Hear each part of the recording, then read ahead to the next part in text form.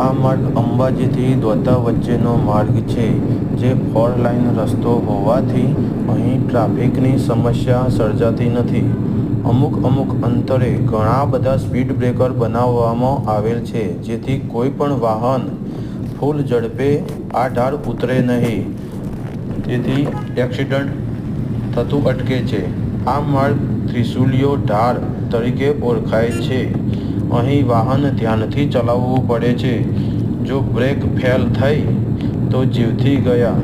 એક બાજુ સાઈડમાં ઊંચા પહાડો છે અને બીજી બાજુ ઊંડી ખીણો છે.